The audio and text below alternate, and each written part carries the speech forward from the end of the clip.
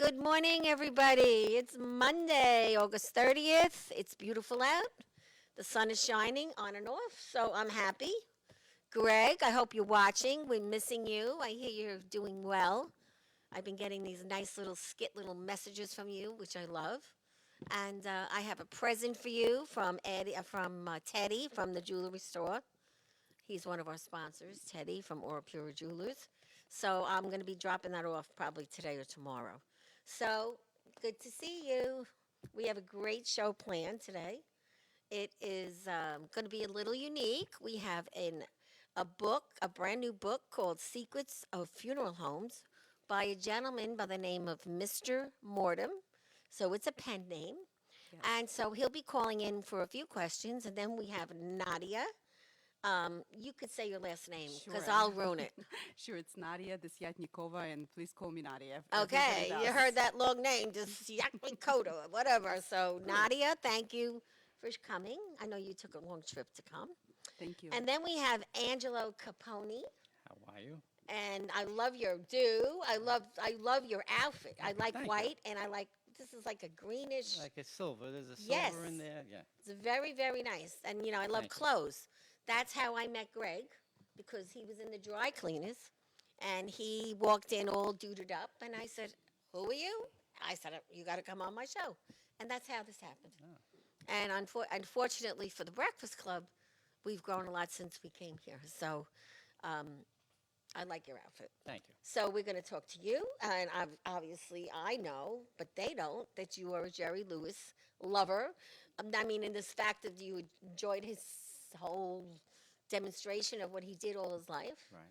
and you're impersonator, and you do songs and all kinds of things. Yes. So we're going to have a great show today. Really happy about it. And so let's start with Nadia. When you called me, I was very intrigued by this book.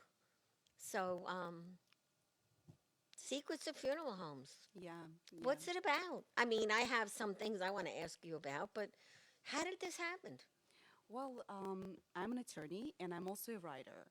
And as a writer, I do scripts, and there is, the Academy. I'm sure everybody heard of the Academy. So the Academy has a thing called Nickel Fellowship in Screenwriting, and basically what it is, it's a competition for amateur script writers who didn't make it professional. So I'm still, keeping my day job, but to be a semifinalist is a very big honor, and I've been a semifinalist and a quarterfinalist multiple times, which is like 2 to 5% of the country, which is great. That's terrific. So- Congratulations. Congratulations. Thank you. Yeah, it's kind of really big deal because for us, the scriptwriters, it's the biggest competition there is because it's directly from the academy. So is the book really the pre-work for a movie? Is that what It's possible, but what I'm getting to is I had put my information on a website where the writers, seek basic opportunities and things like that. And then I got a call from Mr. Mortem, who I call Mr. Mortem to obviously protect his identity.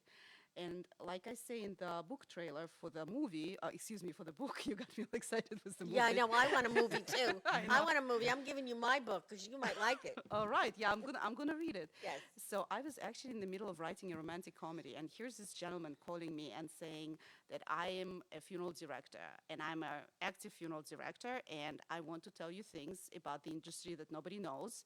He goes to me, I have a list of over 100 questions that people asked me over the years, and I've been wanting to make it into a book, and I just saw your information, and I thought we could work together.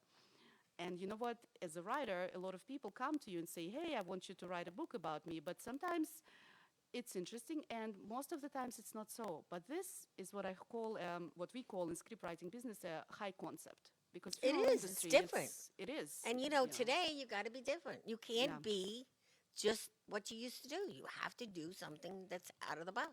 I was In the intrigued box. too, yeah. Yeah. Mhm. Like you, I was intrigued immediately because it's a taboo.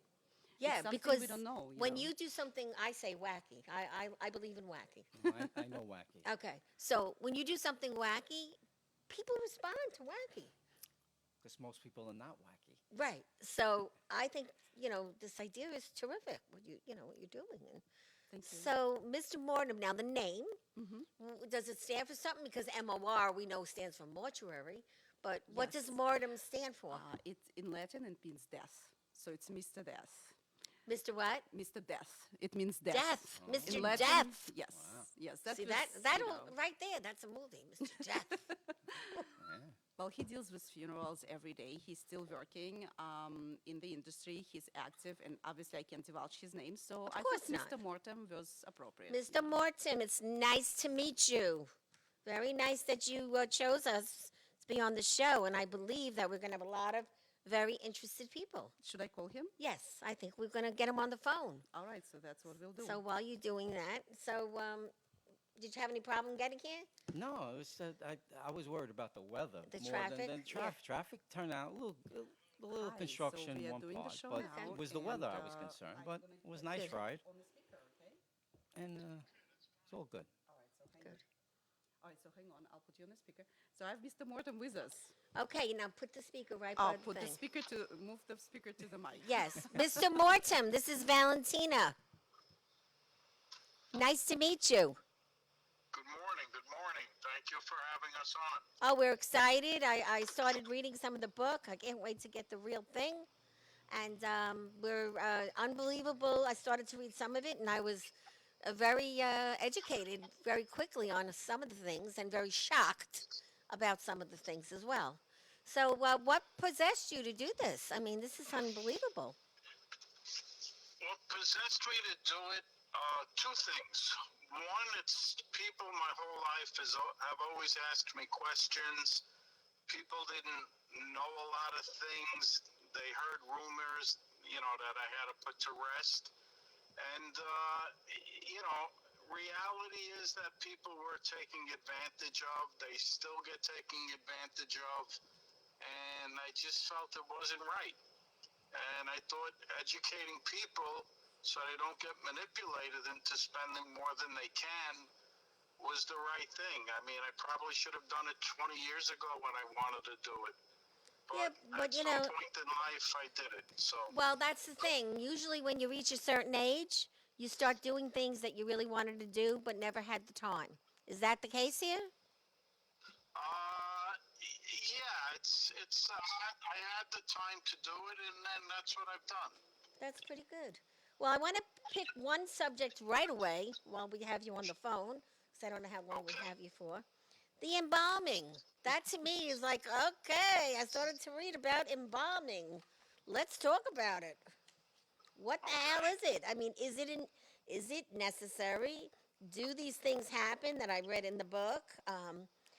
We're talking about chemicals and all kinds of veins and slurp, slurp, slurp. So let's talk about that Well, paragraph. okay, we'll try to keep it in a simple context. Okay. Number one, embalming is like an operation when you're alive.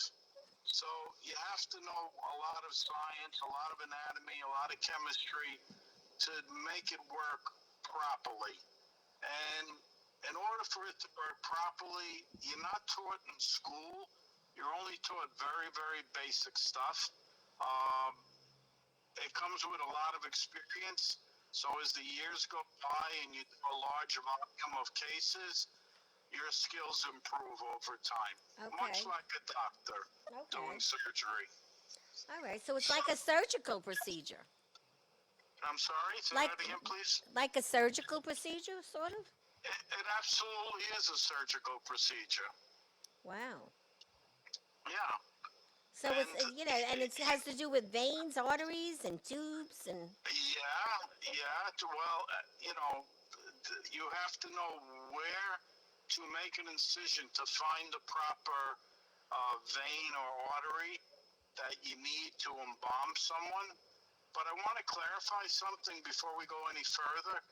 Embalming is not required by law, at least in New York. really. And I don't know of any other state really it's a requirement, but that's something that would have to be researched. You might be told that you have to have the person embalmed, your loved one, or it might be an assumption on the part of the funeral director. But by law, it's not required. Now, a funeral home might require it as part of their policy, or a cemetery might require it. as part of their policy, but by law, it is not required. Now that's something that's very interesting because I did not know that. Yeah. And I would And you're not assume, gonna- yeah, when you get I- cremated, you don't need to be embalmed anywhere, right? Because don't you go from That- right to the right? Absolutely not. One of the few times that it is required, um, but not in every case, is when you ship remains overseas or domestically. The airline or the consulate, might require some sort of treatment. Okay. But by law, no, it's not required. And the other thing is, like, when you do this draining of all this stuff, which is, The you know, stuff. kind of weird, where do you put it? Where does it go? How do you get rid of it? It goes right into the sewer. Yep. Into the sewer. And where does all that stuff in the sewer go? That's what my question is. That goes to a water treatment plant in the municipal area. Oh Yep. my God, guys. One of the secrets. That's some secret. Let me tell you. I think I might switch to getting cremated. I'm not one for cremation, One but of the things in New Jersey and also other parts of the United States, people that had wells that lived near a cemetery, those wells became polluted Yeah. with formaldehyde. which is very and, deadly. They couldn't use the water. They couldn't drink from their own wells. Wow. So New Jersey years ago tried to pass a regulation that everything had to be contained and go out as medical waste. And I guess somebody had some influence politically, and they didn't pass that regulation. It Wow. was called the blood in the box rule, Wow. but it never got passed. Another question, because I am a large size, plus size woman. What's this nonsense about aspiration and liposuction?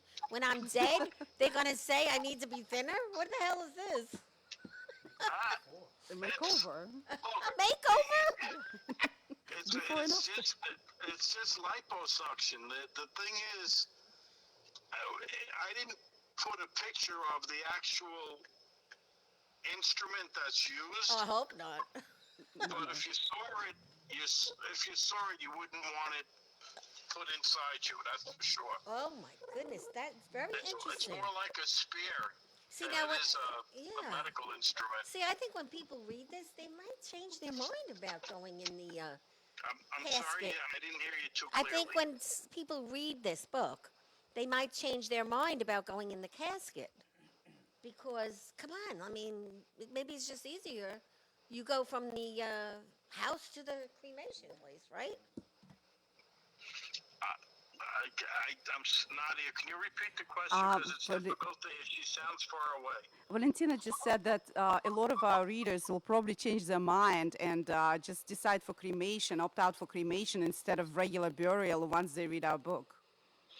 Well, the point of the book is to educate people. What decisions they make after that It's the- is entirely up to them. Yeah.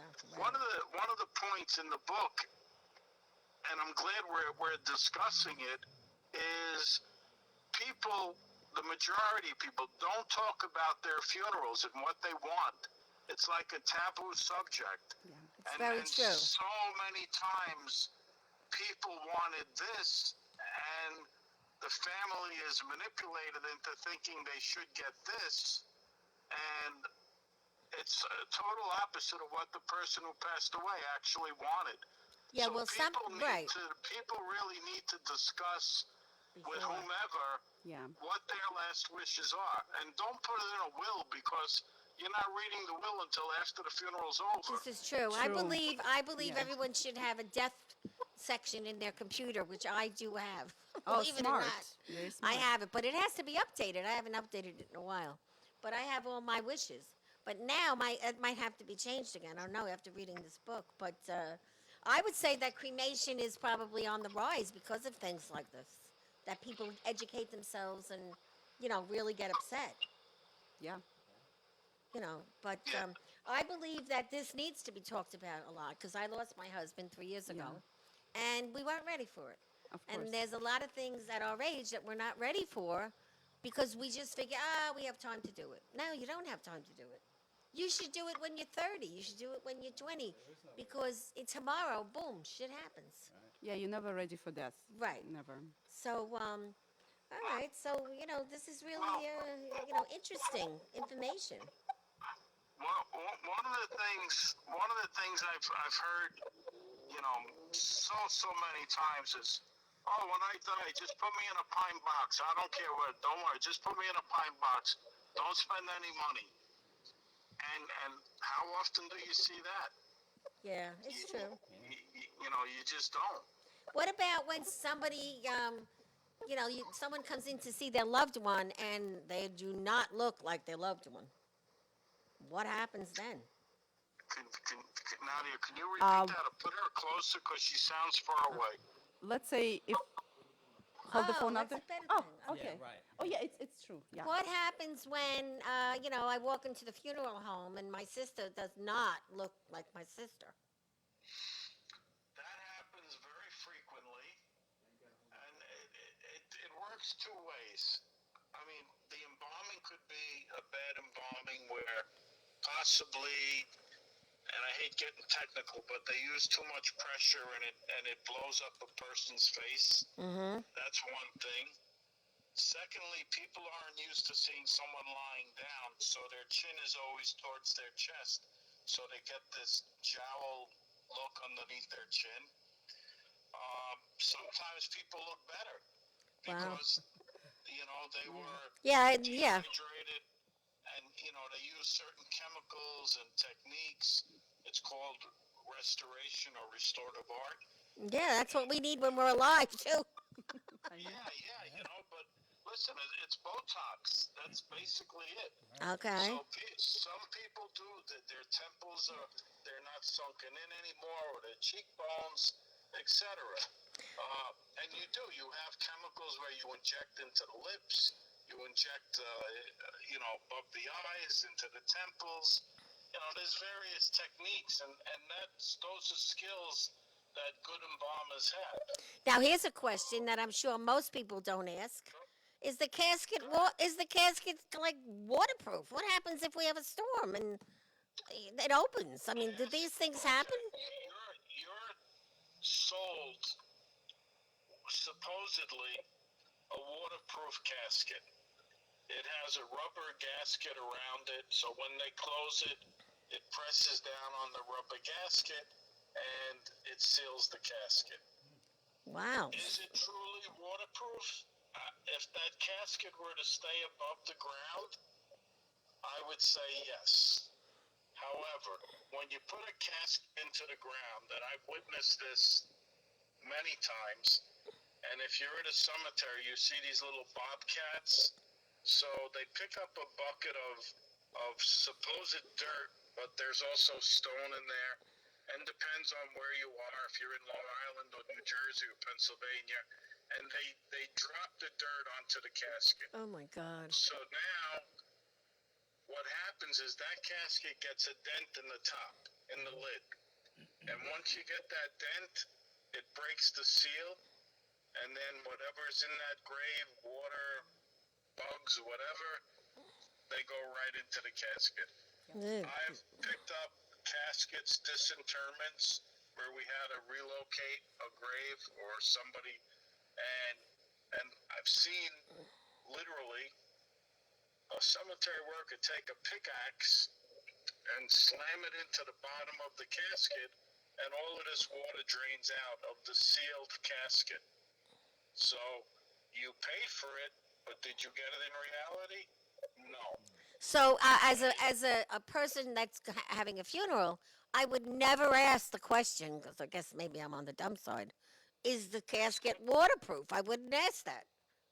So this is very educational. Having read this, you Yes, I would have never asked that question. So imagine the pine Well, box. you're going to be told one thing. You're not going to be told what It the doesn't do. reality of it is. Right. And then, The only way you can sort of guarantee that it's going to be waterproof is if you get a concrete or fiberglass vault So when they dump the dirt on top of the casket, it's protected by this concrete or fiberglass slab that's over the casket. Wow, that's unreal. So let's say that this casket opens and I fall out somehow, and my family wants to sue you. Can they sue you? I mean, do you have insurance for this? I mean, what happens? Well, I mean, Nadia, you can answer that better than I can. Of course, you could sue anybody for anything. Mm-hmm. It I guess depends on the warranty that you were told. Although I've never made an arrangement where I've given anybody a warranty.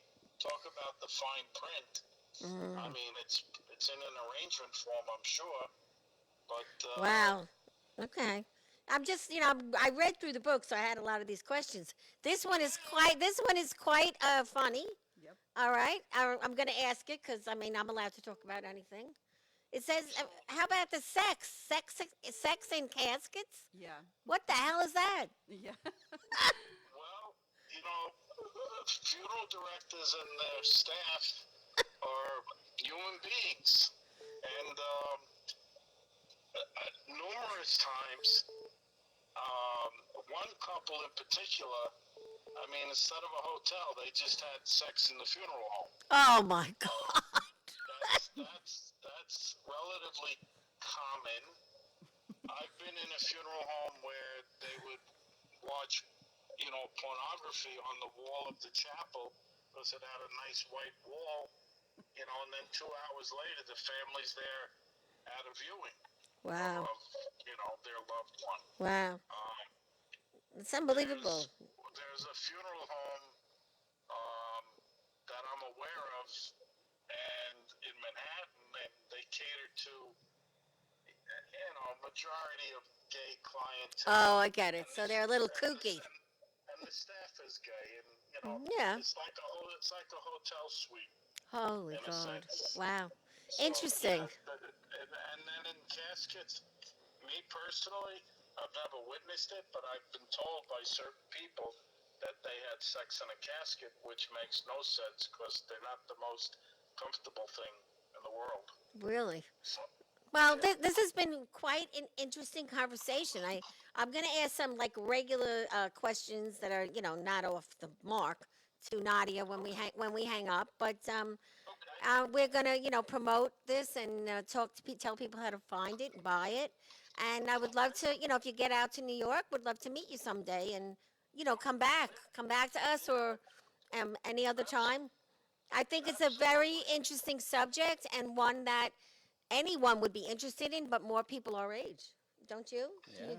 Yeah. Yeah, and people need to discuss it more, no matter what age, because everybody at some point in their life has to deal with death, whether it's of a parent or a grandparent. A child. Whatever. Yeah, God Right, forbid. right. So it really covers, everybody. And I'm sure if you work it out, Nadia would be happy to come back. I'd certainly be happy to come back. Yes, I'm gonna. I enjoyed it. I enjoyed the questions. Good, and we'll keep it up. And Nadia and I are gonna talk afterwards as well. And I'd like you to watch the second half of our show because we have a very very interesting guest, and he's a Jerry Lewis impersonator, and he's hysterical. I'm gonna do a movie, Jerry Yeah. Lewis movie on And this. and he's actually planning a movie about how he became Jerry Lewis impersonator. I'm definitely going to listen to it. All right. Well, thank you, Mr. Mortimer. I'm going to give you back to Nadia. Terrific. Thank you. Thank you so much. All right, I'll speak to you soon. We'll talk later. All right, bye-bye. Okay, So now, let's talk about like the financial part. Sure. Some people get ripped off when they go to the funeral home. Yes, definitely. So let's talk about that. Well, there is a secret here in the book that I never knew about, and I don't think that the general public knows about it, that you could actually get government assistance for a funeral if you have a low enough income. So, Really? right, so you could do the research online. We also point you in the right direction. People never think about it. Also, what happens if the body left unattended? And just as a side note, all like your face when you were listening to all of that reminded me of my own face when I first read it. Now I'm used to this, having gone through everything and kind of put it together. But in the beginning, I was just as shocked. So now, like I know because we do Mm-hmm. some, community work. Sometimes there is a funeral Yeah. where a family can afford it. Correct. But does the funeral parlor tell you that? Not really. No, of course, they will not tell you a lot of things that are available to you as a general public. And at that point when it happens, and I have gone through a loss myself recently of a very dear friend of mine, I was lost just like anybody would be.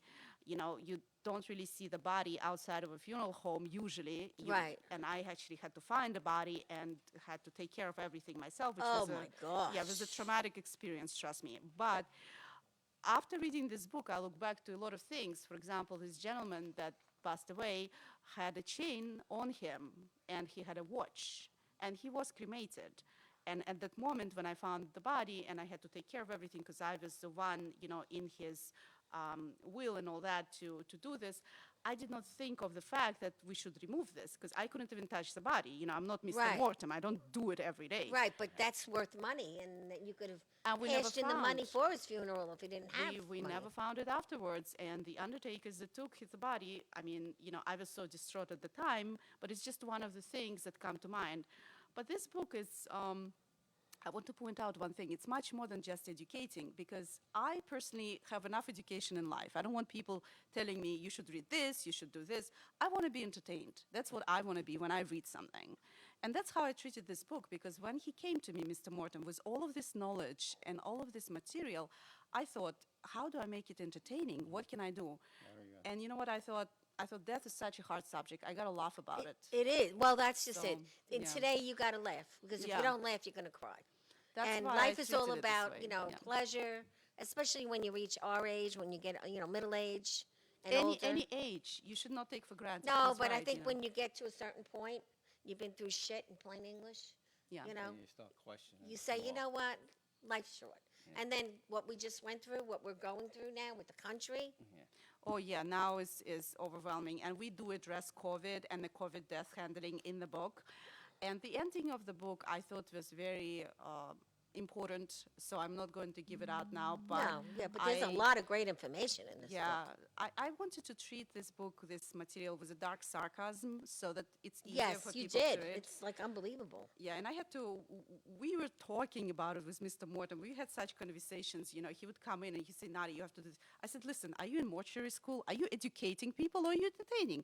Calm down. You could do it in 5 words instead of 10 words. People aren't going to read it. So I had to, my part was also in creating, in relaying, I should say, this information in an entertaining way. Because as Exactly, and you scriptwriters, did it, and you we have, can't because waste time, you make a smirk every time, What about when people say, oh, I saw the body and he started to cry? Yeah. That's like people think that he's still alive. Tears are coming out of the I body, know. What- It depends on the embalmer, and we have a situation. I guess I could divulge that one, where it's all of the stuff in the book is true. By the way, Yes. all of the things we just removed identifying details. We did not want. Plus, Mr. Mortem's secret is his identity, which I can't reveal because there are a lot of things in the book that you wouldn't find out otherwise. So, in one situation, for instance, we had a lady whose husband recently passed away, and he was in his 80s or what have you. And so the daughter was a prominent banker, and she had a lot of people come to the funeral who didn't know the mother and didn't know the husband. And the guy was involved so well, he looked so much younger, that the people who came to the funeral started saying, condolences to the mother, not the wife. They said, sorry for the loss of your son. Oh, jeez. Yeah, the job was well done, but imagine how they felt. Yeah, of course. Wow. So, And what about domestic partners? I don't know what you wrote about, but yeah, we did you have really- trouble because of Yeah. having first a wife then a husband or vice versa, and they both want different things? Yeah, well, it happens quite often. Unfortunately, people don't let go of jealousy and other issues even after death, and it is very, very sad. Sometimes when we write about it, fights ensue. They exclude people from the chapter. This is all kinds of things, and it's important to have legality. As attorney, I'm saying this also. It's important to legalize your relationship, even if you are against it. Just think about it, how it's going to be for your partner after you die, how they're going to get everything done for you and your children if you have any. It's important for the family to have the paperwork in order, Yeah. definitely. One crappy little article about stuffing removed organs.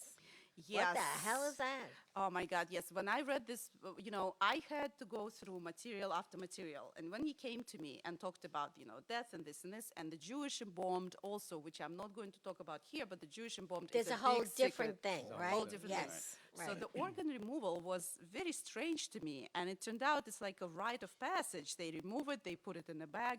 At first we called it a Gucci bag, but then I thought, you know what, The Gucci's gonna Gucci sue. bag! Yeah, Oh so my God. I said, put it in a Gucci bag, and then I said, you know what, I can't use the word Gucci because that's a trademark. So I said, okay, let's just call it our designer purse. So this is how we treated the book. We try to make it light. There's mix up with bodies, there's tons of stuff that happens. That is funny, very funny. There's some stuff that was quite funny, and he didn't see the humor in some parts, and I did. 'Cause Oh, he's- I see he's the too- humor. I mean, yes, it's, He's too used to it, Well, topic of the day. What does decomposition mean? Oh my Jesus God, Christ. yes. Yeah, that was one of the things that I try to. First of all, I come up with this idea that made it easier to read for people because people love emojis, and so I thought to myself, why don't I put emojis in every little story that I made? I Right. decided to break it up into little stories because I thought to myself, what's interesting to read about point A to point B? No, the most interesting parts. That's what we're gonna put in it. We're gonna throw away everything else, just like those organs. And so I put emojis, and I did it. Decomposition is basically what it is. It's the way the body decomposes, and what happens, and how to prevent it. And he talked about it, about over-embalming, under-embalming. We Right. discuss a lot of that. And they're saying you could actually have a joint casket if you and your husband die together? Yes, and actually, a joint grave is like more like it Oh, because they want okay. to sell you two caskets. It's money, but hey, if whatever works. Yeah, I get it. Well, this is really unbelievable. What about information about when, like, let's say I had a friend that died out of state? Yeah. What the hell do you do then? I mean, this is all great information. Well, this shipping, domestic shipping, international shipping, and of remains, and this is a whole other business. And there are funeral directors that just travel with the remains if they're, hey, rich and famous die too. So by the way, we discussed that. Mr. Morton handled a funeral for quite a few famous people, which we don't name, but we do discuss it. But yeah, there's a lot in there that goes with the territory, especially when you have an out-of-state funeral. Sometimes you relocate. And there's also the Zoom, this internet nowadays. Right, You could be right. present online. So Wow. you could view online, you could go to a funeral online. But this was educational for me, and All right, I you think know. the last thing I want to talk about is the COVID. Like, what Yeah. happens what happened, the people can't even get buried. yes, Well, we let's talked about end it with the COVID. We talked about it at the end of the book, and we discussed the 9/11, which Mr. Morton was present for both, and he gave his inside thoughts about it. One of the things that was not really covered by the press, like he says, and I quote, just jumped all over the problem, never, offering a solution. Everybody was talking about those trucks, about the bodies piling up, and nobody offered a solution. And he came up with great solutions, but nobody wanted to listen to him. Really? He talked about an ice rink, where you could have bodies refrigerated, for free. He talked about a lot of things in there. Unfortunately, Nobody listened? nobody listened. We don't have. I love this country, but we don't have centralization. Sometimes it works and sometimes it doesn't. When you have everybody independent, it takes time for people to Yeah, come that's together. true. It's just like what's Yeah. happening with the president and all the politicians. Yes, everybody has its own mind. And then, Right. Well, how do they reach you? How do they buy the book? And oh, yes, it's on Amazon. So you just go on Amazon and just basically write Secrets of Funeral Homes, and you can get the ebook or you can get the paper book. And also, if you want, you can go on our website, which is www.secretsoffuneralhomes.com. It has a YouTube channel, it has information, and we'll be posting a link to this show. that's terrific. I'll tell you. I mean, at first when we started talking, I was a little like, what? But I I'll know. tell you something. I learned a lot, and I didn't even read the whole book yet. So I suggest to all you guys, you should get this book. This Thank book you. is very knowledgeable, and it makes you think more than what you would normally think. What do you think? But I applaud her because in this last year and a half, we lost Yeah. entertainment. And Yes. your timing is right. Definitely. You put the entertainment into It's just- something that people want to come back to. Yes. Because alone, the entertainment in the last 20 years has is to me, being an entertainer is garbage. That's why I think guys like me agree. coming back with classic needed, and entertainment it's and bringing needed. tributes, because I mean, TV is not even worth putting on anymore. No, it's for very me. true. And, No, and, it's true. and everything is politics. So plugging that entertainment thing, I agree. I think people will go and see what you wrote. And one of my famous sayings is, "What's old is new." And that's where you Always- come in. It always comes back. So let's talk about you, Okay. I'm thinking about doing a movie. Angelo Doing a Capone. movie on Yeah. funerals. I'm It's a telling Jerry you. skit. You I could can see it make it- now. you could make it I can funny. see it now. Yeah, you should talk to Mr. Mortem. Well, it's funny. I started, my whole thing okay. is the funeral. I could say that when I was a kid, I had my own funeral. Oh, wow. What I mean by that is I had a disorder. Okay. And when I was a kid, we didn't talk about disorders. We didn't know. We were not educated. Right. Okay. My disorder was I was dyslexic. Okay. And dyslexic. I was illiterate. That made me illiterate. Okay. So now I knew at an early age something was wrong with me because Right. the kids around me, you know, I come from Brooklyn and we lived in a neighborhood and there was 50 kids on the block. Wow. So you got to understand when you're around all these kids and you know something's not right, which I was smart enough to know, but not smart enough to know what to do with it. Right. So I was always in the background. I was like the shadow of everybody. Oh. And that disorder happened to give me a fear because, again, I couldn't read a book. I couldn't express myself. And from that, as a child, I could never be accepted the way I wanted to be. Not that I wasn't accepted, but the way I wanted to be. So here I was. My father was a film buff. And in our day, we didn't have sound. We just had the visual. And here it was, used to put on Abbott and Costello movies, the Marx Brothers, and there was Dean and Jerry Lewis movies. Right. And I'm watching Jerry Lewis's face. He's making all these faces. Well, those were my faces because they were about mistakes. See, he was clumsy. He was didn't know how to handle anything right. So he was always cautious of what he did, and that was always in his expression. Well, those expressions were mine. So when I seen that this guy was on a big screen and people were laughing and having fun, while I'm in my room fearing, like, how come he's accepted and I'm not? I went to my mother, and I was like, Ma, is something wrong with me? And she was like, yeah, and we're trying to figure this out. But in our day, there was no education. No, as a matter of fact, a lot of kids fell through the. We fell They through, fell the through the cracks. And cracks, yeah. mine was, I was in a slow class. And, you know, that alone. Imagine You're going, never going to learn in a Yeah, slow class. And getting there, my mind is, I'm in a slow class. So already didn't start out good. But what I did was, I took the Jerry character because, see, I don't call myself an impersonator. Oh, I'm sorry, I didn't realize No, that. no, I do say that. Oh, okay. Only when I could discuss it or have an interview. Right. I channel in Everything else. because he's me. Right. Here's the understanding. Jerry Lewis, that's a character. Right. That's not Jerry Lewis the man. Jerry Lewis the man was a brilliant man. If anybody knows what he did, he invented the video replay. Oh, wow. I didn't know that. See that? So everywhere in the world got his invention. Now, Yeah. did this man need to work again in his life? No, he was But he worked till the very end. Yeah, but he was driven by the comedy that he did. But he was a guy that, if that was me, I might have retired and went on my island because the money he's making alone on that was unbelievable. So what I did was, I turned around and said, hey, I'm going to use that character to hide my disorder.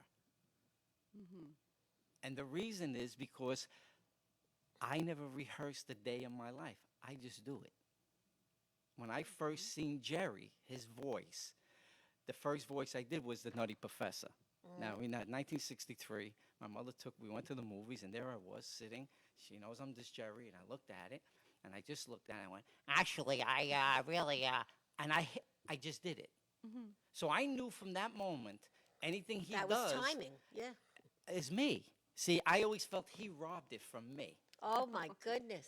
I didn't rob it from him because he's playing a character. When he stopped, he went back to Jerry Lewis the man. I was always the kid in that disorder and always trying to figure out how to get to the next Level. place, next Right. level. See, like we were talking before, I use people to get things done. I made people do my homework. I made the girls. I made girls like me put the charm on because I was the other half of that. The demon was the charmer. So I would put the charm on. They would like me, and I say, I can't tell them I have a disorder. I'm dyslexic. I can't read. So maybe you could. Yes, I'll do it for you. And so I had people do Wow. all these things for me in my disorder. Right. Well, I got so good at it that I had to come to a point where I had to start learning, and that's when, as I was getting older, I started to learn how to go to tutoring, and get myself to this place where I am today. But here I was at 9 years old doing Jerry Lewis. How am I gonna? I'm not gonna go out and get a career. You know what I Yeah, mean? I just right. did it for myself. You had a good Here I time, was, right. right. Here I am, 15 years old. I used to get in high school. I get on the principal would call me and get on the mic and say good morning, everybody, throughout the whole school. Oh, And that I had would, to be "Oh, fun. yeah, everybody in the class, I just want, just be there, don't move, don't. They didn't see me, they just heard me. Yeah. So I was having fun with it. And that's the power of the voice, too. It's There's a big power of a voice. right. I mean, Yes. and it's how it's projected. Right. And Jerry was popular because he threw his voice out there loud. He made you hear him. Well, that's what I did. To hear me because I wasn't being heard any other way because I couldn't do like all the other kids. For an example, when someone said to me, "Well, why don't you go and try to do something, that might work for you?" So here I was in my 20s. I went to Barbizon School to become a model. Why? Really? Because I don't have to talk. In my Right. brain, I'll just model. Right. And I love your clothes. So here I am, and in a class, Wow. and they said, "All right, you got to go to. We're going to move on to acting." I went. I started panicking. Yeah, you didn't know it. No, how am I going to act? So they hand me a script. It was Coca-Cola. Remember the real? Oh, watch. Oh, that's coming down. Okay. Remember Coca-Cola? Get the real thing. Yeah. Yes. That was the script I had to learn to go Really? for a commercial. Wow. I couldn't see. I couldn't grab it. Wow. I couldn't grab it. So what happened? I started panicking. I ran away. You Oh my did. You gosh. took So off. I ran away. So what did I do? I threw it away, and I said, I got to just get into life. I got to find. Exactly. Well, here I did. Here I was. 38 years. I paved the streets of New York. 30 did years it the with this hard ci- way, I- 30 yes. years with this city and 8 years on my own. But look, I didn't have to talk. I didn't have to do nothing. Just physically work. But through the years, I started to, when you always say ha- pave the streets, did you actually work in pave. cement? No, I did the asphalt paved. You did? Oh, so you had a hard job. Oh, yeah. I mean, like, again, I had to take care of family, kids. Right, I yeah. got back in that, but I never did what I wanted to do. So here it was, 2015, I'm going to retire. And my wife says to me, now that you're retired and now you developed yourself, why don't you go do Jerry Lewis? I said, how do I do that? She says, you'll figure it out. Mm-hmm. Well, even though we lost almost a year and a half with COVID, so Yes. a good 4 years, I'm really pounding out. I've done a lot and learned a lot. See, well, when you do out of your box, out of your comfort zone, more, you learn so much more and you meet so many more people. Right, and why is because I have the confidence that I didn't Right. have as a kid. I can So relate to now I that. just know my limitations. Right. So what I did, I turned around and I produced my own shows. I don't have someone telling me this is what you got to do. Right. Not that I won't do it. It'll be hard, but why should I wait for someone to tell me? Exactly. And I'll just do it myself. So my partner, John Sargente, who's my director, sound man, we produce our own shows, and in our shows we have a couple shows going on now. It's What Could Have Been. What Could Have Been is Sinatra and Bobby Darin. Now, if you know, Bobby Darin and Frank Sinatra were never on stage together. So we produced the show, Lewis, Darin, and Sinatra. First time on stage. That's one show. Then I have another show with another Sinatra, just Sinatra and Jerry Lewis. And we bring in a special guest, actually a woman who does Judy Garland and Liza Minnelli. So again, we're producing. Yeah. Then I have a Martin Lewis because I got to stay with the dean and the jury. Right. Well, you're a theme. Right. And now I'm coming to a place that it's all Jerry, because now That's nice for you. yes, because I learned how to do it. I learned how to because you gotta understand, I do changes. I do Right. 5, 6 changes On in my show. stage, right? Yeah, and I always had somebody with me because it was easy for me to leave Right. and then come back. They're singing a song. For me to do it in front of them, I would have to change in front of them. So I Right. finally came out with a show that I'm going to show film. I'm going to tell my story, what I'm telling you, Yes. and change in front of them. So it makes it more. That's yeah. It's more enjoyable it makes to it watch. makes it more interesting. And you keep the audience interested. Right. And, yeah. and like I said, through the years, I started to. The Jerry never left me. Jerry never left. It never left me. Like in 1976, the girl I was dating at that time gave me a birthday present. Uh-huh. And here I am, 20-something years old, 21, Right. 22 years old. We're going to Vegas. And I'm like, now, she loved Jerry and the Rat Pack and the whole lounge shows Mm-hmm. because her mother had a nightclub, so it was the right setting. And here we are.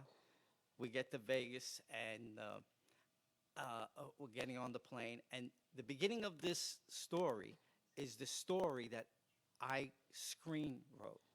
Wow. I met Jerry Lewis, but I didn't meet Jerry Lewis. It's a true story, but I didn't meet Jerry the way I wanted to meet Jerry. Because in between meeting Jerry, when I did, there's 6 days of my story in Vegas and what happened. And the story, to make it long story short, is about I get on this plane, there's a plumbers convention, there's 100 people on the plane, and we're the only 2 that are not. And they're partying. And they're talking.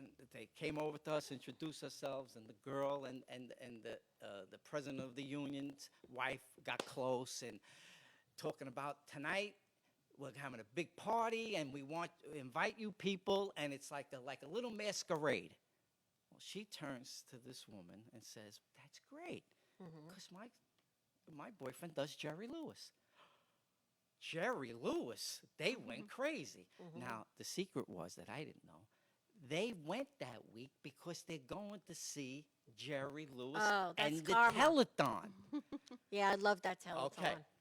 Now, I'm the Jerry Lewis person. I didn't even think of Jerry Lewis. I didn't know. I didn't put 2 and 2 together. It's the telethon. I was And just that's so why they were excited. there, They right. were there, and I was just excited to get on a plane. You know, I never Right. been on a plane. And it was a nice gift she gave you. What a gift! What a gift! So she's gone though, huh? Oh, she's gone. Yeah, I got the gift. I got the gift. Well, anyway, here So it he was. keeps the girls. Here it was. Easy come, easy go, Easy right? come, easy go. It's like the secrets of funerals. secret as it comes, it goes that fast. Well, anyway, here I was doing Jerry the whole week, but the moral and the plot of the story was when I got to the Hilton Hotel, and we were all registering because they had most of the rooms. The girl says to the person, "Do you know who this person is?" And I'm standing next to her. And they said, "No, this is Jerry Lewis's son." Oh So my God! Wow. when someone throws something at me with Jerry, That's I so do it. cool. So you I- did it. You said- and his son was Anthony Lewis. I said, "Yes, I'm Anthony Lewis." But you see, what was great is my name wasn't on the rock. It was her. Right. It was all her. So for a whole week, they thought I was Jerry Lewis's son. They took care of me. Oh, whoa. But the whole plot of this, I dealt with a woman who was a mother figure who took care of me the whole week. And the thing that killed me is I lied to her. yeah, you 6 felt bad. days. And I said to her one day, "Rose," and this is the story I want to put on screen. I want to tell the story, what It's really a great happened. story, yeah. And I said to her, "Rose," I said, one day in conversation, "So what shows have you seen that you live in?" She says, "Oh, Anthony, we never see shows. I said, "Wait a minute. You live here and you never seen a show?" She Right, says, especially "No, right. We there, work right here." there, Yeah. Long story short, Saturday comes. I don't know where I'm going. The Plumbers Convention called the Sheraton where Jerry was performing, and they got me ringside seats on stage How nice. with them. So there was, I don't know You if were it was right 10 of us there. or 12. Jerry was there. We were right here. Oh my God. They brought me back into the kitchen because they didn't want me to see Jerry Lewis. Oh, wow. Look, Who's the moron? I'm about Jerry. I didn't put two and two that the telethon's coming. I'm thinking he's coming You in didn't on even Sunday. know. Yeah, I'm thinking he's coming in on Sunday. We're leaving. That's a kind lady. Right, okay, so here I am. I'm at the show, and I'm so excited because they're all like, Ange, you got to do Jerry. This is the night. You're going to reel. And I'm like, yeah, okay. All of a sudden, the lights are on, and I look, and there's Rose. She never comes to shows. Oh, How am I going to tell the people? that you lost. Now, watch. When Jerry Lewis does a show, this is what he says. Stand up, give me your name, and where you from. Okay. So how am I going to get up and go? Oh, my, your son. I'm Angelo who am I going to say I am? Oh my goodness. I got her there, who took care of me For a week. and thinks I am really Oh, Anthony Lewis. you got caught. Meanwhile, this is all she's Wow. doing. Because Oh. look, She's she's here for happy. his father.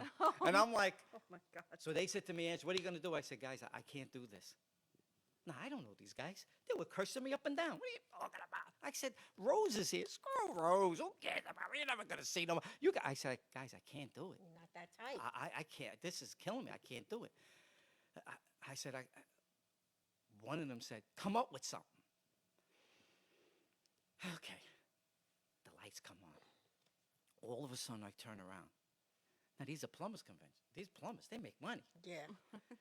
Give me money. 6 guys. 5 guys, I was the 6th. I took money out. I had hundreds in my hand. Oh my goodness. Here was my idea. I said, before he says anything, I got to be fast. So he's talking to this woman. Oh, from this and this. And I'm sitting right here. I'm sitting right there. All of a sudden, I get up. I put my hand up. I said, excuse me, Mr. Lewis.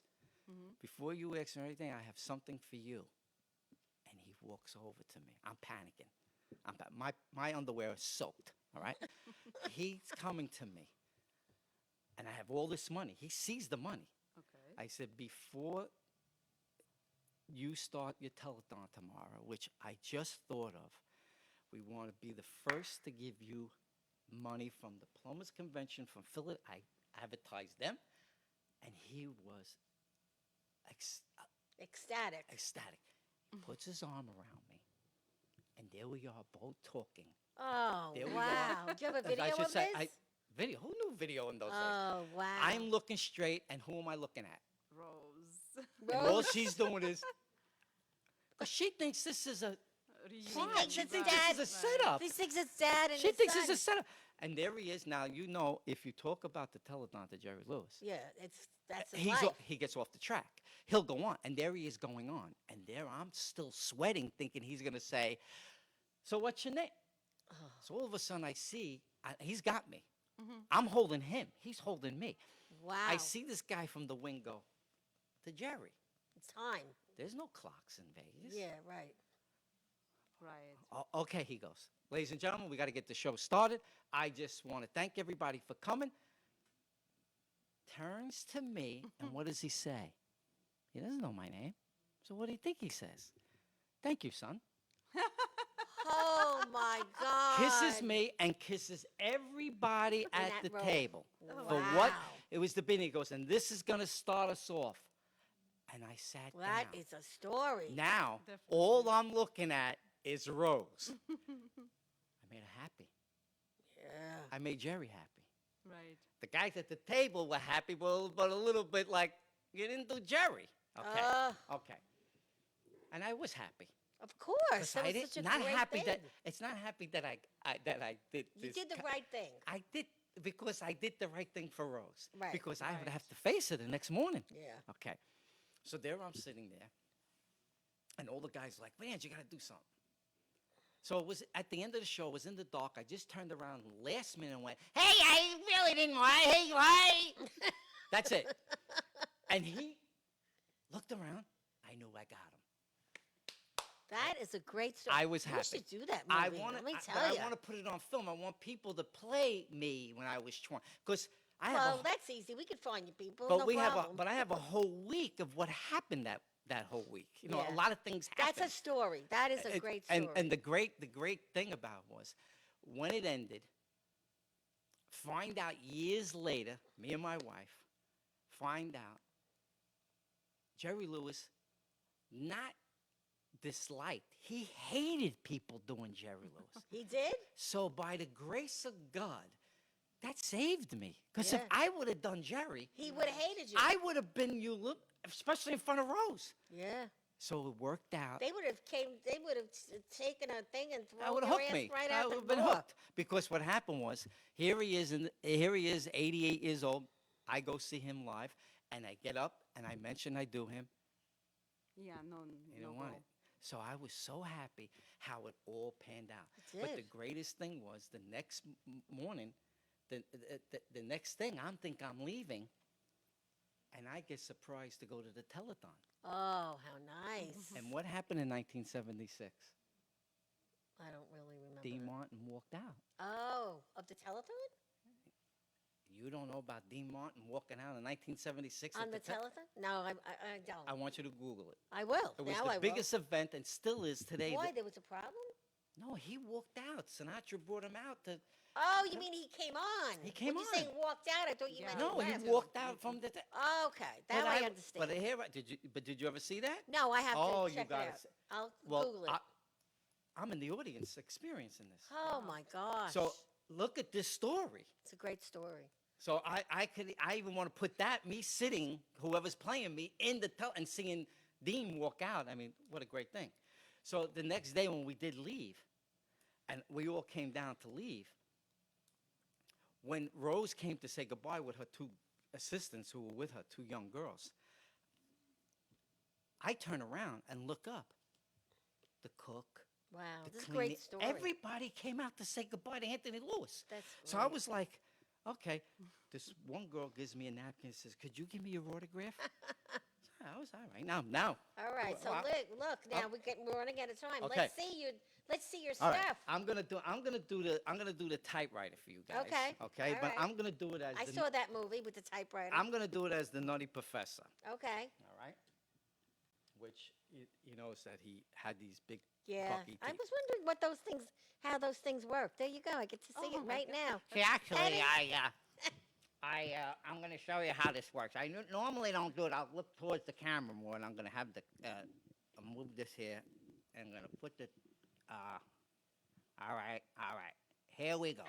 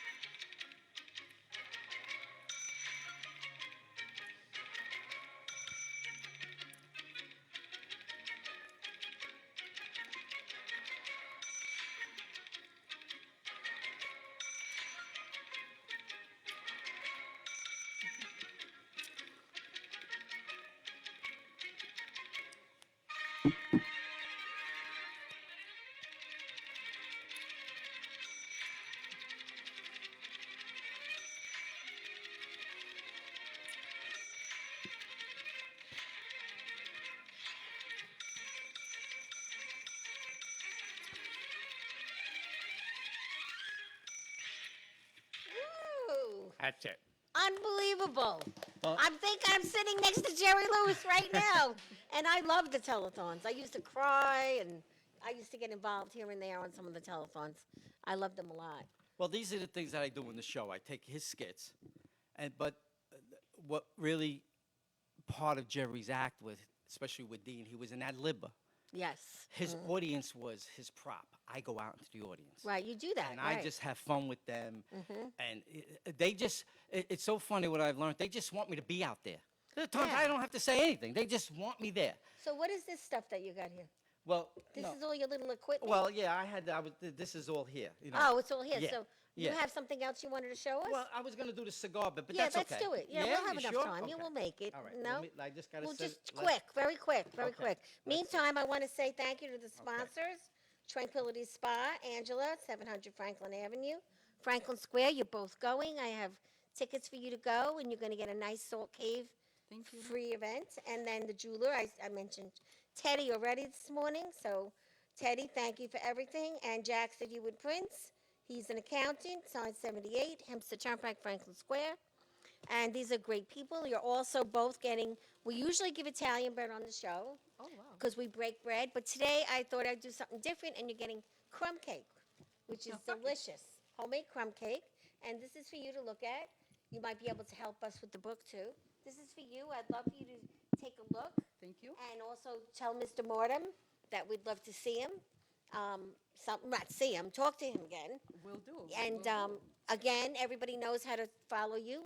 How do we follow you? Okay. I'm on YouTube channel. I don't do websites because I think they're out. I think YouTube is so big today and it's good. So look at Angelo Capone as Jerry Lewis, and I'll come up. And also Face to Face Productions, and you'll see my face, and you'll see people that I worked with. One is Okay. just me, and one people I worked with. Okay. And you could get in contact with me face to face with the number 2 in it, Face to Face Productions, 611@gmail.com. That's easy enough. That's easy. We had enough conversations the last week. My Yeah, God. we- But you act quick. Well, You're quick, let me tell you. Well, I got to get it out there. Yeah, so If I let's just see I'll this, and then forget we're it. going to have to close it up. Okay. This is the errand boy. Remember when he walked into the office and he wanted to be, he imagined himself being this CEO Yes. boss. And this is how this went. So just pretend I just came in and I'm sitting here.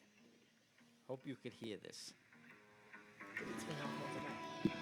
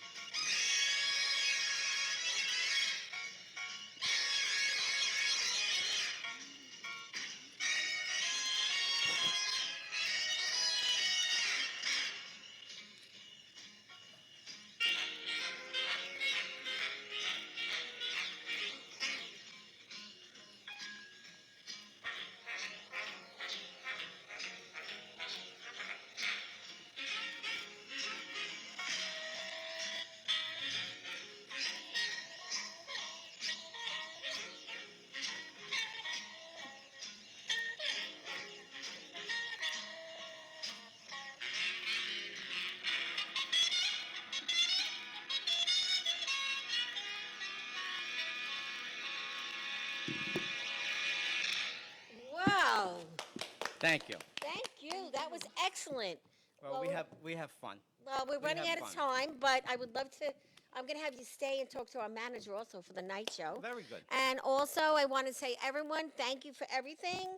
We've been getting a lot of great comments. And Greg, thanks you for all the get well knows. Thank you, Nadia. We're going to have lunch today, so we're Yes. going to have some private time. And everybody, it was a positive show. We had education and we had entertainment. What's better than that? And on that note, it's a wrap.